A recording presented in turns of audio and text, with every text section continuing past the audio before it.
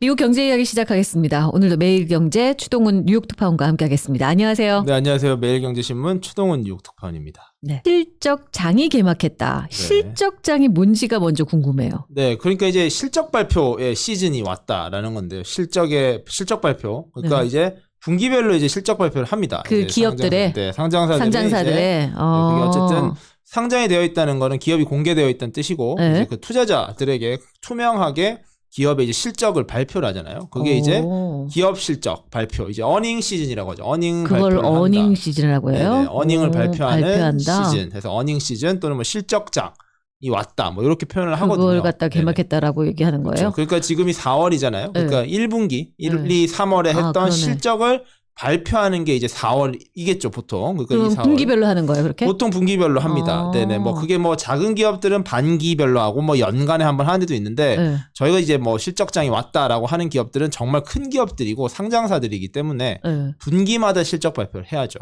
그러면 그 실적을 딱 발표했을 때 말 그대로 그 실적이 어떠냐에 따라서 그 주가가 또 오르락내리락 또 하나 봐요. 그렇습니다. 이제 기업이 이제 실적 발표를 하면은 자 1분기를 기준으로 말씀을 드려야 되니까 1분기에 어떤 성과를 거뒀고 예를 들어 뭐 제조사면은 얼만큼 만들어서 팔았고 소프트웨어 회사라면 얼마나 뭐 구독자가 늘었고 이런 걸 발표를 하고요. 그리고 요 다음 시즌에는 뭐 어떤 판매 계획, 어떤 플랜을 짜고 있다. 이런 것까지 이제 발표하는 거기까지 발표를 하는군요. 네네. 그럼 거의 대부분의 기업 상장사들이 이런 걸 발표한다. 그래서 네. 지금 그 4월을 맞이해서 실적장이 개막을 했고 네. 그런데 불안한 시장의 우려로 실적으로 역전이 된다? 이게 무슨 말이에요? 이게 무슨 말이냐면은 지금 시장이 제가 몇 주 동안 말씀드린 대로 불안하잖아요. 그쵸. 지금 시장에 뭐 리세션 우려가 커지고 경기 침체가 온다라고 했는데 이런 경기 침체라는 거시적인 환경을 막을 수 있는 유일한 방법 바로 실적인 거죠. 그러니까 기업들이 실적이 좋아서 그런 경기를 버틸 만한 실적을 내면은 경기가 안 좋아도 우리가 이겨낼 수 있는 체력이 있어.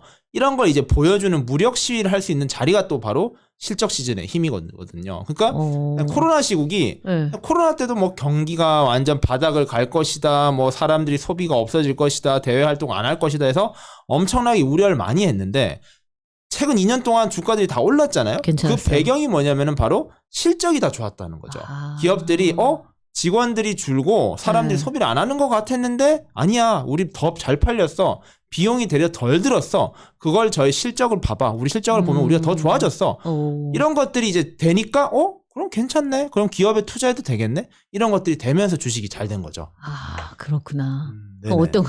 어떤가요? 지금 다 발표가 됐나요, 그러면? 지금 이제 시작입니다. 시작이에요? 지난주에 이제 금융주 발표가 있었고요. 항공주 발표가 일부 있었습니다. 그래서 델타 항공이 발표했었고 네. JP모건과 블랙락 이런 큰 글로벌 투자사들의 실적이 발표가 됐었거든요. 네. 모든 실적들이 기본적으로 시장보다 더 잘 나오면 어닝 서프라이즈라고 하고 그걸 어닝 서프라이즈 많이 들어본 것 같아요. 그렇죠. 어닝 그리고 서프라이즈. 시장 기대치보다 못 미치면 어닝 쇼크라고 보통 표현을 하죠. 어닝 서프라이즈 더 깜짝 놀랄 만한 성과, 어닝 쇼크 시장을 놀라게 만든 나쁜 결과 이런 결과를 보통 해석을 하는데 기본적으로 성과들이 나쁘진 않았는데 이제 잘 나와도 기대치는 당연히 잘 나야 되고 더 잘 나야 되는 경우도 있고요. 네. 이제 기대치가 못 나올 줄 알았는데 잘 나오는 경우도 있고 이게 다 상대적입니다. 그래요? 그래서 금융사 같은 경우에는 시장 기대치보다 못 나온 거예요.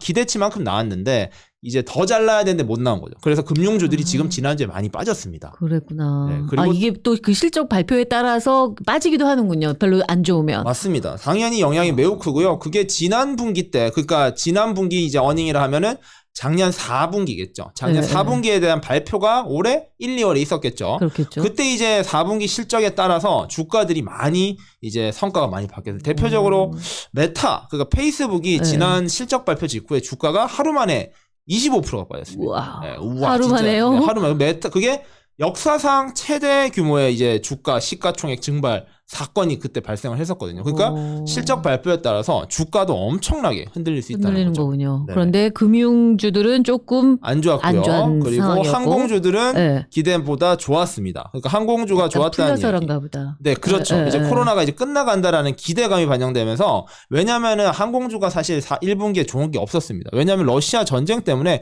유가가 올랐잖아요. 그러니까 항공주 같은 경우에는 이제 사람들도 날라야 되는데 기름값이 엄청 예민한 이슈거든요. 별로 좋을 게 없었는데도 지금 이제 주가들이 지난주에 항공주가 많이 올랐는데 그 기대가 수요를 보니까 이제 데이터가 발표되는 거죠. 항공 이용 수요를 보고 요 다음 수요를 예측한 걸 데이터를 보니까 괜찮겠는데 이제 진짜 엔데믹이 오겠는데 이런 기대감이 이제 주가에 반영이 된 거예요. 반영해서 항공주들은 좀 괜찮았군요. 네.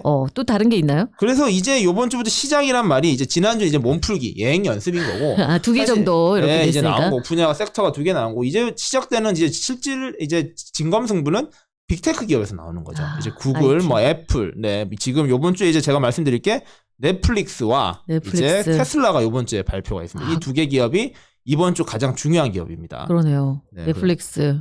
이게 텐데믹 동안 엄청나게 상승한 기업이죠. 그렇죠. 넷플릭스가 금방 말씀드린 대로 이제 시장이 안 좋을 줄 알았는데 수혜를 받은 코로나 수혜주라 그렇죠. 대표조가 넷플릭스입니다. 사실 사람들이 밖을 안 나오고 집에 있으면서 영화관을 안 가고 집에서 넷플릭스를 다운받아 본 거죠. 그래서 넷플릭스 때 가장 수혜를 많이 본 게 코로나 때 가장 수혜를 많이 본 게 넷플릭스인데 지금 이제 그 수혜가 끝물인 거예요. 그래서 그래요? 넷플릭스가 이제 안 좋은 겁니다. 왜냐하면은 이제 볼 사람들 다 가입했고 사람들이 이제는 엔데믹을 맞아서 밖으로 나가려고 하는 거죠. 넷플릭스에 더 이상 볼 시간이 없는 거죠. 그러네요. 그래서 지금 이번 1분기에 그 구독자 넷플릭스 회원 가입 증가 수가 약 250만 명 정도로 예상이 되고 있습니다. 사실 250만 명도 작은 게 아닌데 그렇죠. 250만 명이 작년 동기 21년 1분기에 비해서는 지금 많이 주는 겁니다. 1분기 때 400만 명이 늘었어요. 그러게요. 인구는 한정돼 있고 들 수 있는 그렇죠. 사람도 그런데 점점 줄어들 수밖에 없는 거죠. 이미 그렇죠. 들은 사람들은 다 들었으니까. 네. 그래서 아마 지난 4분기 때 넷플릭스도 이런 유사한 사건이 있었습니다. 그때도 시장 기대치보다 가입자 수가 별로 안 는 거예요. 왜냐하면 지난 1분기 때는 어떤 긍정적 이슈가 있었냐면 오징어 게임이 대박이 났었거든요. 그렇죠. 작년 4분기에는 오징어 게임의 효과를 얻어서 넷플릭스가 사상 최고가를 갱신하고 있었는데 4분기에 성과가 나온 1월에 어닝 발표 때 이제 생각보다 구독자 수가 많이 안 는 거예요. 그래서 주가가 그때 20% 넘게 빠졌습니다. 그러니까 오징어 게임 때문에 좀 늘지 않았을까라고 그렇죠. 기대를 했는데 네, 생각보다 안 굉장히 늘었군요. 별로 기대보다는 안 늘었다. 안 늘은 거죠. 그런 이제 숫자들이 발표되는 게 이제 실적 발표 이래 나오는 거다 보니까 그 실적 발표인 날 전으로 해서 주가들이 요동을 칩니다. 그래서 참 묘하게도 선반영되기도 합니다. 그러니까 그래요? 실적 발표가 안 됐는데 이걸 사람들이 미리 예측해서 주가들이 움직이는 거죠. 그래서 그럴 주가가 것이다. 미리 많이 오른 거 보면 실적이 잘 나왔나 보다 이걸 어떻게 아는 건지 몰라도 실제로 그래요? 그러면 실적이 잘 나오기도 하고요. 뭐 그런 그렇죠. 경우도 있습니다. 네네. 역시 전문가들은 뭔가를 또 이렇게 보나 그러니까요. 보네요. 네.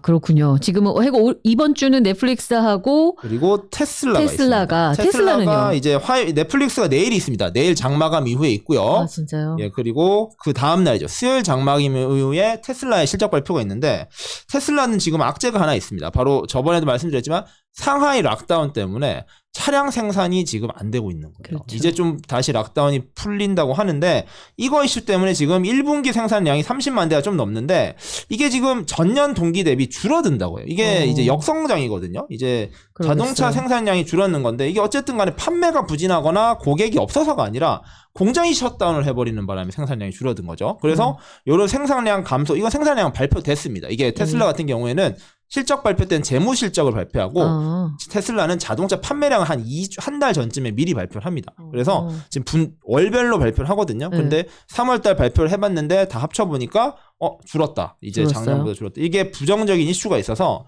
이게 과연 어떤 식으로 시장에 영향을 미칠까가 첫 번째 이슈고 두 번째 이슈 하나 더 있죠. 이 테슬라는 일론 머스크 리스크가 있지 않습니까? 그렇죠. 이 지난주 내내 제가 2주 연속 주제를 다뤘던 이제 테슬라의 일론 머스크가 트위터를 어떻게 하느냐 이 이슈가 있어서 CEO 리스크가 아직도 있습니다. CEO 리스크.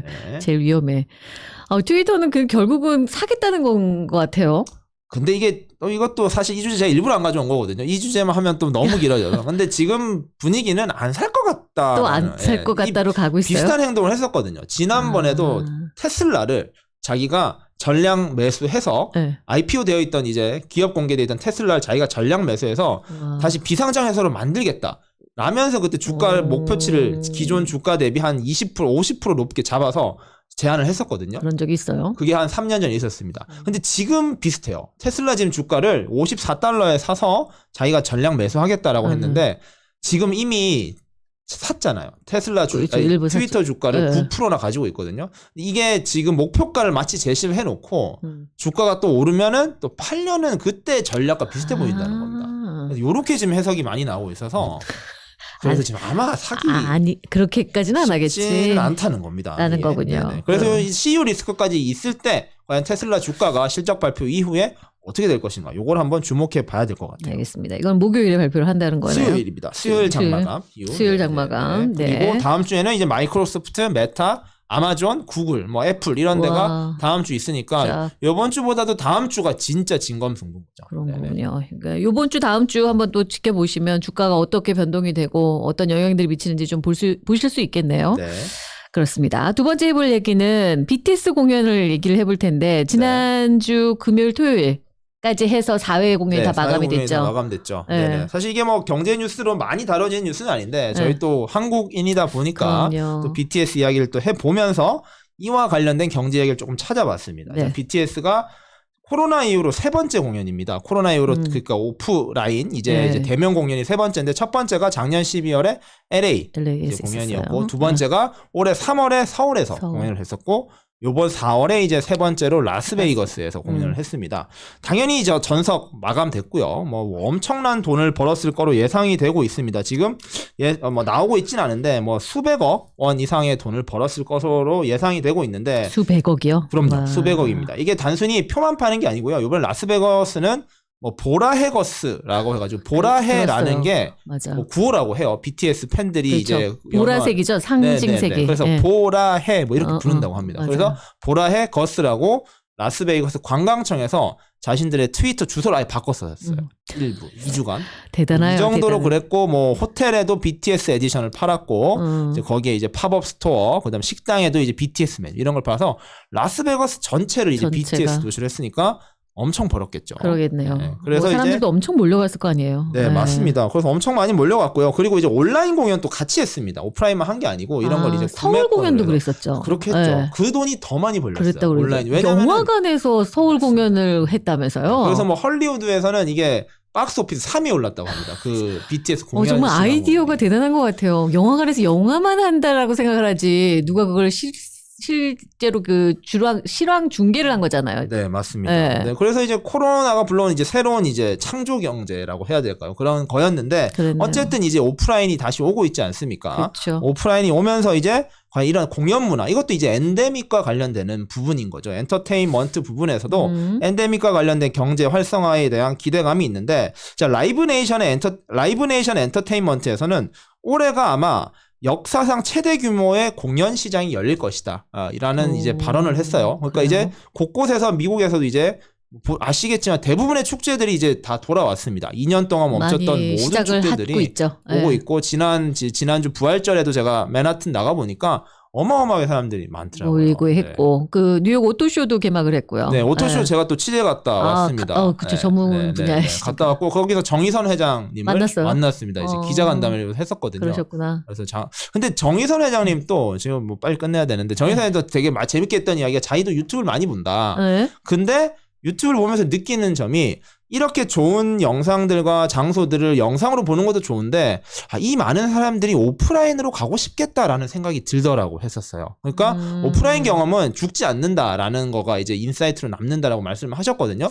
근데 요 이야기가 사실 오늘 공연 이야기가 역대 최대가 될 거라는 건 맞닿아 있는 이야기입니다. 그렇구나. 모든 것이 돌아오고 심지어 이제 새롭게 뭔가 시작하는 것들도 있고 올 한해 그런 기대들이 있군요. 네, 그렇습니다. 그래서 지금 뭐 북미 최대 음악 축제 저도 이번에 처음 알았는데 코첼라라는 이제 축제가 있다고 들었어요. 이게 어디서 있어요? LA에서 지금 하고 있는 중인데 이게 지금 현장 영상 사진입니다. 보시면 아시겠지만 우와. LA의 인디고라는 뭐 사막 지역 근처에 있는 데더라고요. 이야, 네, 이번에 이게 거기서 개최를 했는데 사람들이 어마어마하게 몰렸네요. 어마어마하게 이 몰리는 필드에 사람 이게 안 보이시겠지만 필드에 그렇죠. 정말 네. 사람들이 거의 꽉 찼습니다. 꽉 차 있습니다. 뭐 이런 식으로 이제 축제가 돌아온다, 오프라인이 돌아온다 하다 보니까 네. 이런 시장에 대한 투자도 몰릴 수밖에 없다는 거죠. 그러면서 아까 말씀드린 걸 연결시키면 항공주들이 여행을 가니까 이게 관련 당연히 업계가 되는군요. 되는 거죠. 네. 그리고 이제 크루즈, 맞아요. 크루즈, 그다음에 뭐 크루즈.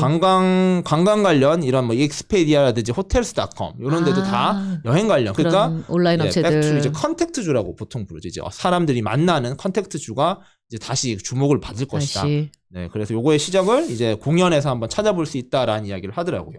그런 쪽으로 좀 찾아보시면 좋겠네요. 그러면. 네, 그래서 항공 여행 크루즈는 주목을 해야 된다. 이게 사실 작년 재작년에도 나왔었거든요. 이제 코로나가 곧 끝날 것이다 끝날 거라고 하면서 예상했죠. 작년에도. 했었는데 1년 미리고 밀렸는데 제가 봤을 때 지금은 진짜 온 것 같다는 거죠. 미국 같은 경우에는 이제 그렇죠. 왔다라는 거고. 크루즈도 뭐 코로나 환자 발생하지만 그렇게 제재 안 했어요. 그냥 맞습니다. 가는 거예요. 이제 뭐 예. 진짜 가는 거고 이제 한국도 풀리지 않았습니까? 이제 그렇죠. 그런 것처럼 이제 이제 자가격리 다 없어지고 PCR 검사도 이제 한 번만 한다고 하니까 한국 가시는 분들도 많을 거고 특히 이 동부 지역은 크루즈 진짜 많이 가시거든요. 그러니까요. 예, 네네네. 그러니까 이제 크루즈 관련한 업계도 주가가 당연히 오를 것이다. 네, 그래서 엔데믹 관련주를 좀 예의주시하면은 투자에 이제 또 길이 보일 수도 있다. 이런 말씀을 한번 정리해 오늘 볼 살짝 수 끝으로 있습니다. 팁을 드리면서 엔데믹 관련한 주를 좀 찾아보셔라 이런까지 드리고 오늘 이 시간을 마치도록 하겠습니다. 오늘 말씀 감사합니다. 네, 감사합니다. 네, 지금까지 매일경제신문 추동훈 뉴욕 특파원과 함께했습니다.